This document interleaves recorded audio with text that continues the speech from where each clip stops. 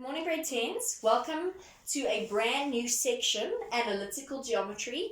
Analytical Geometry, please, is in your book 2. So you're changing from your book 1, where we did all of algebra, all of exponents, all of equations, all of number lines. That's all book 1. Book 2 is now Analytical Geometry. So analytical geometry is also called coordinate geometry or Cartesian geometry, and it is geometry that happens within coordinates, if you're thinking about coordinate geometry, and it's geometry that happens within a Cartesian plane. So when we did Euclidean geometry, we just had the random parallelograms floating around. Now we're taking shapes and we're putting them onto a Cartesian plane and we're doing geometry with it. Today in this lesson we're going to look at the distance formula, the midpoint formula, the average gradient, and collinear points. Distance formula would be referring to the distance between 2 points on a Cartesian plane. The midpoint formula would be referring to the middle point that lies between 2 points on a Cartesian plane. The average gradient, we have dealt with that gradient before, but average gradient would be the steepness of the slope between 2 points on a Cartesian plane, and collinear points are going to be co, meaning together, linear. So points, probably 2 points that lie on the same line, collinear. So the first thing is distance formula. So the distance formula calculates how long a line is on a Cartesian plane. So if I've got 2 points on a Cartesian plane, A, 3 and -2, and B, -5 and 4, and I ask you for the distance of the line AB. So between these 2 points, I've got a line. Whether or not it's drawn to scale that does pass through the origin, I have no idea, but this is what my picture looks like. And I'm asking you for the distance between these 2 points, A and B. So in other words, I'm asking you for the length of this line. This is a formula then for distance. So the distance of AB will be equal to the square root of x2 minus x1. Remember, this is not x squared, this is x2. Where have you seen this before? You've seen this when we've done gradient, where we say y2 minus y1 over x2 minus x1. What am I referring to here with x2 and x1? I'm referring to a coordinate set that I've chosen. So for example, and then I've got, again, let me just carry on, x2 minus x1 squared plus y2 minus y1 squared. What am I referring to with this x2 and the y2? Either of these points I've chosen as my 2.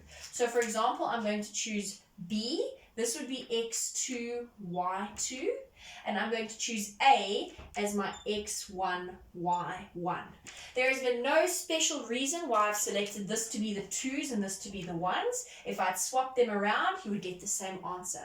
Just as long as the same coordinate has the same under character. So these are both 2's and these are both 1's.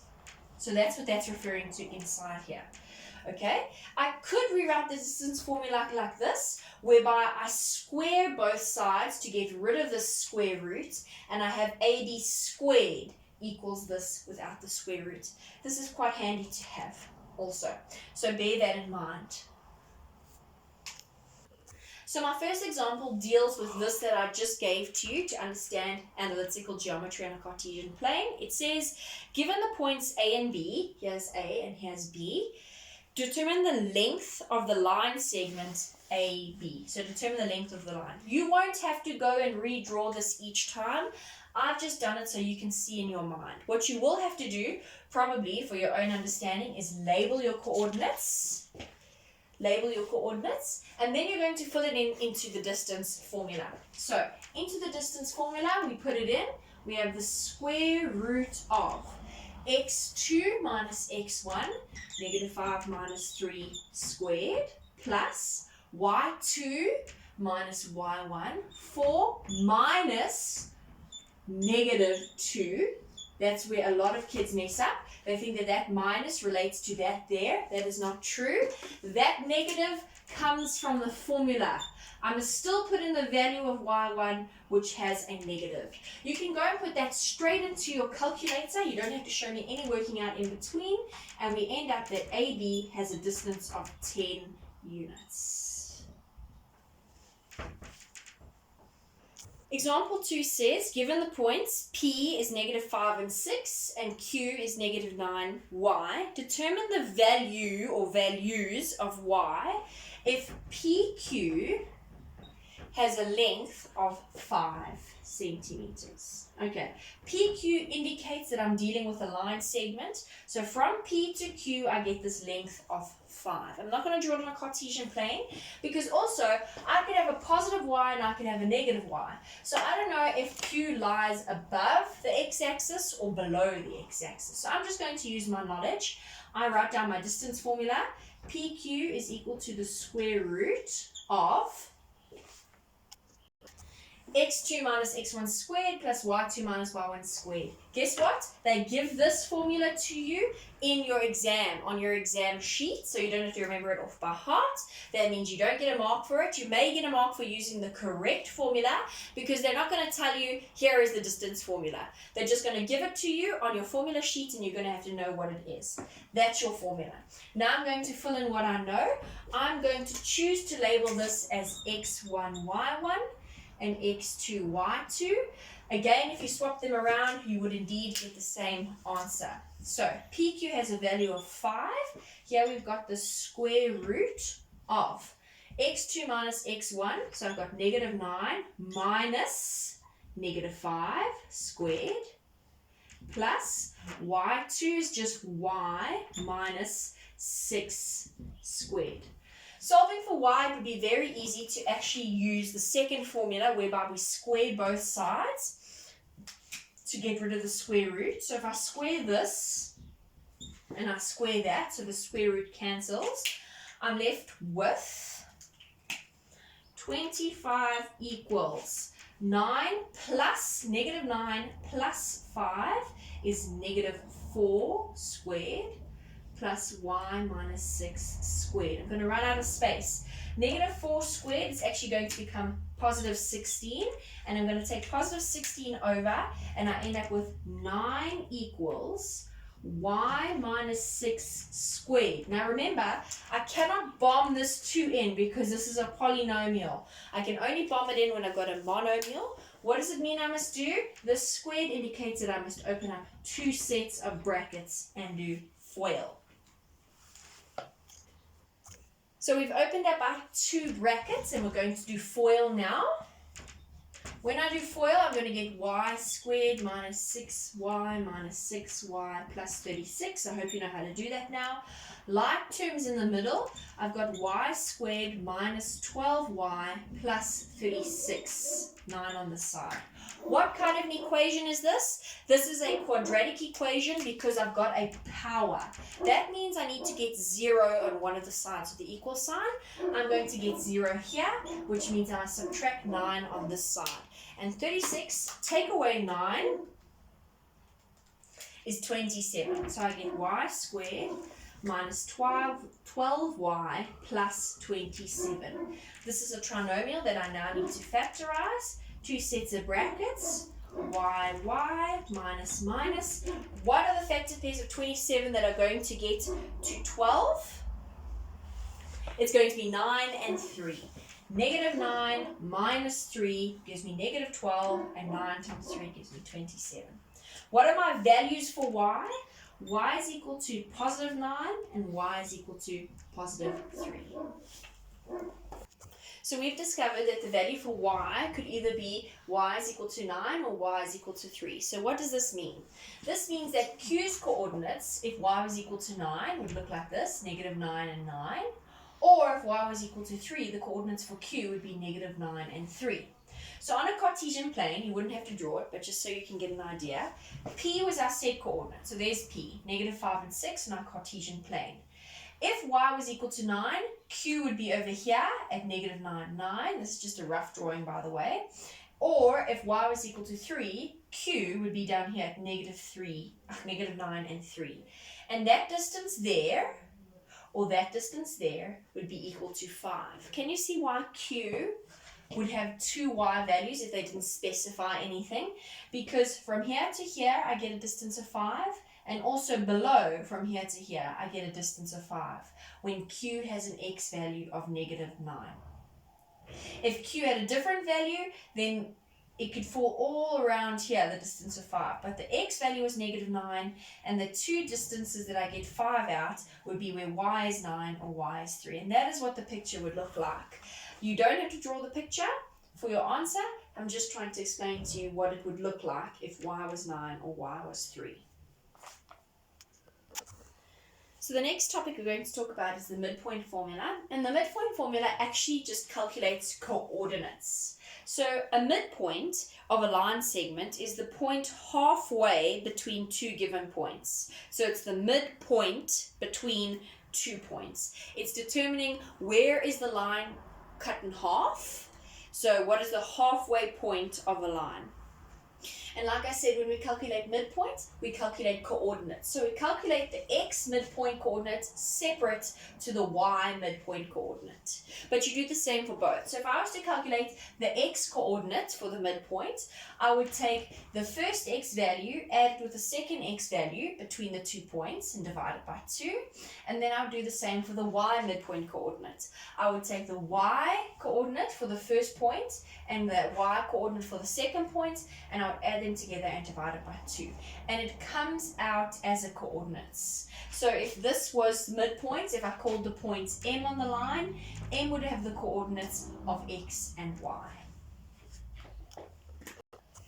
So for the first example, it says, determine the midpoint of the line AB if A is the point 5, 6 and B is the point -3, 2. -3, -2, and that's what I've drawn here on my Cartesian plane. You don't have to draw it, I just want you to understand.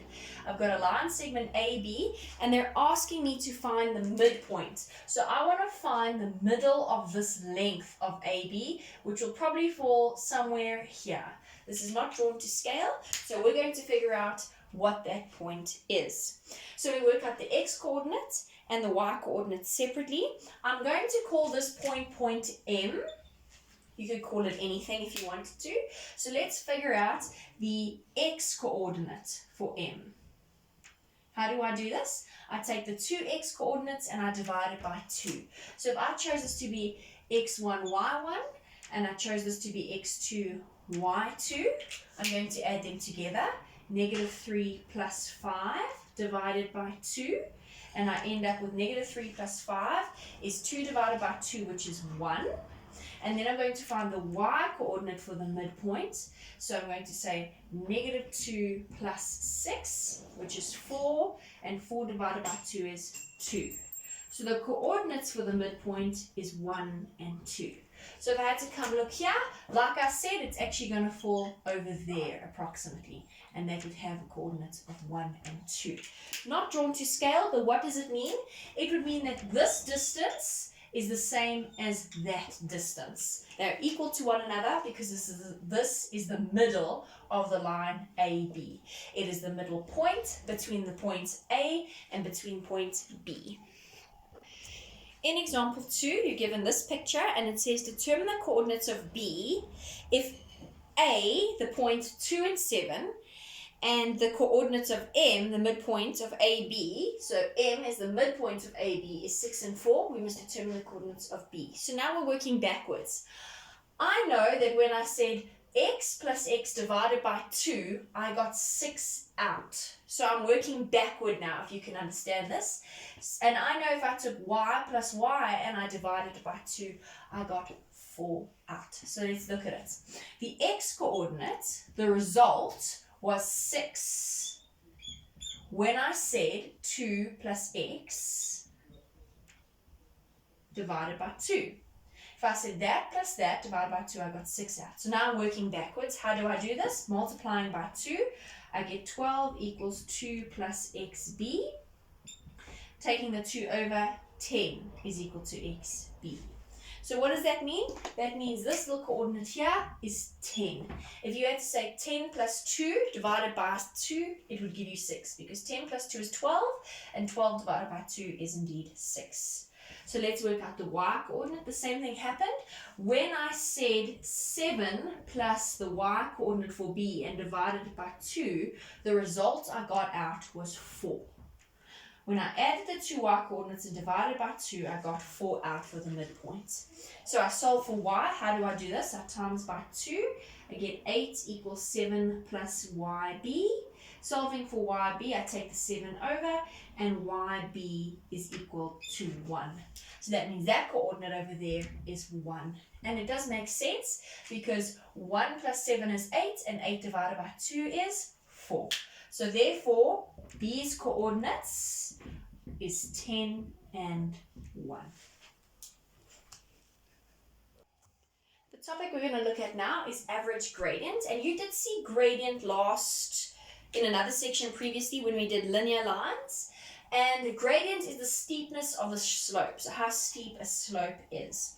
And we knew that gradient, which is denoted by small m, is the change in y, so I minus my two y values, over the change in x. So I subtract my two x values. For those of you who do science, you are aware with delta x, delta y, and delta x, which is the change in y over the change in x. So we subtract the two y values and we divide it by the subtraction of the two x values.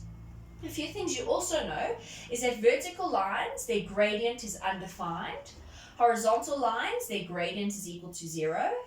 Parallel lines have equal gradients, so their gradients are the same. And perpendicular lines, when you multiply them together, their gradient is equal to -1. Remember with perpendicular lines, if the one gradient is equal to 2, the other gradient is equal to -1/2. They are negative reciprocals of one another. And the next example we're going to look at is going to prove these 4 things that we told you about when we did linear lines. So for the next example, you were given this little picture, and you can see it. It has been photographed for you. And I'm first going to talk about the vertical line, and you can see the vertical line is this line ij. What do I notice about ij is that the constant is x. No matter where you go along this line, the x value is going to be the same. So the vertical line, I'm working out the gradient for the vertical line ij. That's i's points that I got from the picture and j's points that I got from the picture. There's my gradient formula, the change in y over the change in x. I've labeled the I as x1, y1, and I've labeled j's points as x2, y2. If you had swapped these around, it wouldn't have made any difference. You will get the same answer at the end of the day. When I subtract them and I substitute in, I get 9/0, which is undefined. It is imaginary. It does not exist. So there's the conclusion. The gradient of vertical lines is undefined. Please remember the equation of the vertical line is always x equals the constant. And what did we say here? The constant was the x value, and you can imagine that eventually it would come down here and pass through -8. So the equation for this vertical line is x is equal to -8. I know I've done this quite fast, but you can go home and try it on your own, and you will indeed also get I. The next line I'm going to look at is the horizontal line GH. So there's your horizontal line. What do I notice is the constant in this line? It's the y value. The y value hasn't changed. You can imagine if I extended this horizontal line, it would cross through the same y value. Let's look at the gradients of this horizontal line. I wrote down my two coordinates, G and H, which I got from the picture. I wrote down my gradient formula, the change in y over the change in x. I substituted and I ended up with 0/6. And 0/6 is equal to 0. Please remember there's a huge difference between 0/6, which is okay, because this just ends up equaling 0. And the difference is 6/0, which is not okay, because this is undefined. When I have a vertical line, I get I out because my 0 is at the bottom. But when I have a horizontal line, I get 0 out because my 0 is in the numerator. So the gradient of a horizontal line, which I said to you earlier, is always 0. The equation of a horizontal line is y is equal to the constant, and the constant in this case was 1 because the y value didn't change. The next two lines I'm going to look at are the parallel lines. AB is parallel to CD. Perhaps you must just take a closer look at your picture. There are little arrows on those two lines to indicate that AB is parallel to CD, meaning that AB will never cross CD, CD will never touch AB. They have the same distance apart no matter how far up or down the line you go. So let's see what happens. When I take A's coordinates and I substitute it into the gradient formula, I get 3 over 2. And when I take C's coordinates, which I got off the graph, and I substitute it into the gradient formula, I also get 3 over 2.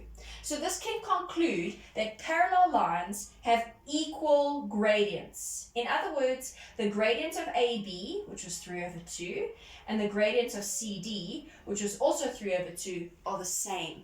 And when the gradients are the same, you can conclude that lines are parallel. And lastly, from this picture, I'm going to look at the perpendicular lines. Perpendicular meaning that they meet at 90 degrees of CD and EF. So CD is perpendicular to EF. There's the little 90-degree angles. So I take the point CD, which I got off the graph, and I substitute it into the gradient formula, the change in y over change of x, and I got 3 over 2. And then I took the points EF that I drew from the graph, and I substituted into the gradient formula of the change in y over the change in x, and I got negative 3 over 2. So what can I conclude about these two gradients? That perpendicular lines have negative reciprocal gradients. It also means that when I multiply the two gradients together, I get negative 1. And let's see if that's true. Let's multiply 3 over 2 by negative 2 over 3. What happens? The 2's cancel, the 3's cancel, positive times a negative is negative 1. So if you can multiply two gradients together and your product is negative 1, you can conclude that the two lines are perpendicular. And let's just check this negative reciprocal. If I said to you that the gradient of a line is 1 over 3, the negative reciprocal of the perpendicular line to this is negative 3. I find the reciprocal and I change the sign. So if I said to you the gradient of a line was negative 5, the perpendicular line to this would be 1 over 5, and it would be positive because I must change the sign. It's the negative reciprocal.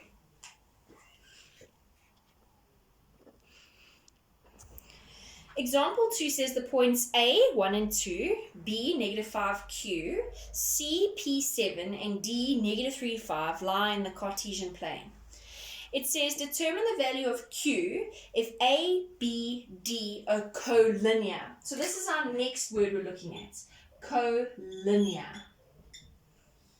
So collinear lines collinear points are points that lie on the same line. And collinear points would always have the same gradient between the points. So if I have 3 points on a line, so if I had a line here and I had points A, B, and C, to prove that those 3 points would be collinear would mean I could take the gradient of AB and it would be the same as the gradient of BC. Or I could take the gradient of AC from here to here, and it would be the same as the gradient of BC, for example. Or it would be the same as the gradient of AB. So they all have the same gradient, no matter which lines you look between. They will all have the same gradient, and thus make it collinear.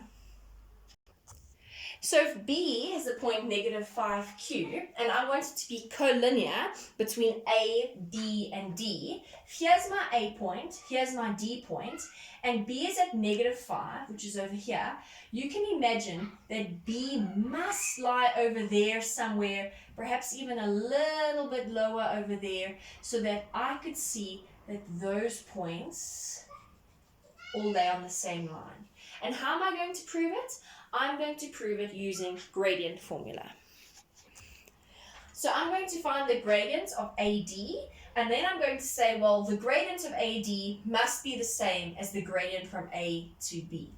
So gradient of AD is the change in y over the change in x. So I'm going to use these as my y2s and x2s. So I've got 2 minus 5 all over 1 minus negative 3. Just in case you're confused, from A to D, my A coordinate is 1 and 2, and my D coordinate is negative 3 and 5.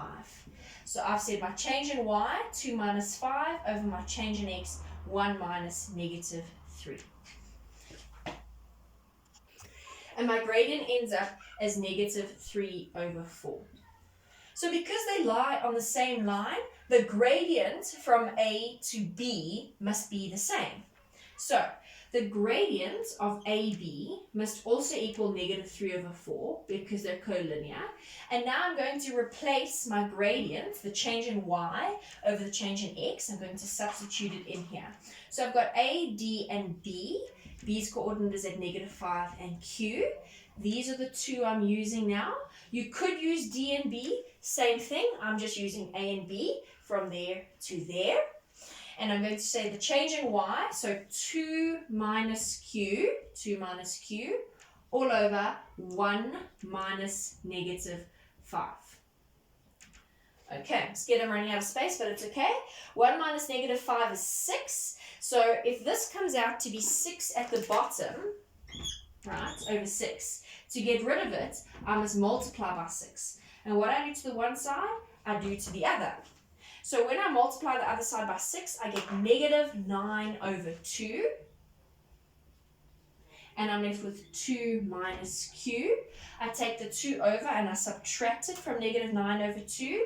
And I get negative 13 over 2 equals negative Q.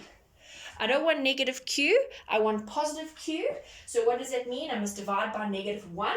I'm running out of space. But therefore that means that Q equals 13 over 2. And remember, 13 over 2 is 6.5. So let's see if it would make sense if I had it at 6.5, not drawn to scale. That would mean that B would lie there at negative 5 and 6 over half. And all of them would be collinear. The second question asks, determine the value of P and Q if A is the midpoint of BC. So we first figured out B was over here, but now it's a new question. So let's ignore this point B, and we need to find A being the midpoint. So A is the middle between two other points, B and C. Our problem is B has a variable at negative 5Q. Remember, we're pretending we have not solved it. And C also has a variable at P and 7. So if I can imagine B is at negative 5 and A is my midpoint, that means B can lie anywhere here with A in the middle, and C is at P and 7 on the y-axis. So that means C should lie somewhere there. That means C should lie somewhere there in order to get A to be the middle between C and B. So that's kind of a line I'm looking for. You don't even have to draw it to calculate it. I'm just showing you what the picture in my head looks like. So here are our 3 points, A, B, and C, and B is A is the midpoint. So remember with midpoint, it's coordinates. I know if I went negative 5 plus P divided by 2, I get 1 out. So 1 would be the result of adding together the two x coordinates and dividing it by 2. And that gives me an equation. Let's solve for P. Times by 2 to get rid of the dividing by 2. I end up with negative 5 plus P. Take the negative 5 over. I end up with P is equal to 7. And I'm going to do exactly the same for Q, because I know when I said Q plus 7 divided by 2, the result was 2. So I got 2 when I added together my two y coordinates and I divided it by 2. So solving for 2 would be by multiplying by 2 to get rid of that dividing by 2. I end up with 4 is equal to Q plus 7. Right? So how big is Q? Taking the 7 over, Q is equal to negative 3. So therefore my coordinate for B, is negative 5 and negative 3, because B was with negative 3, sorry, I should have written it there, anyway, and my coordinate for C is 7 and 7, which I got from there. So if these were my two coordinates, where would they lie if A was the midpoint? So if B was at -5 and 3, -5 and 3 would go somewhere here, that would be B, and C is at 7 and 7.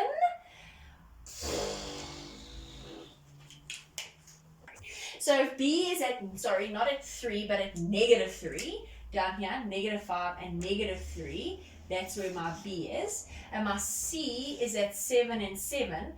Can you see that from here, where I estimated it to be, is our line, where A is the midpoint. So A is the middle of the line segments B, C.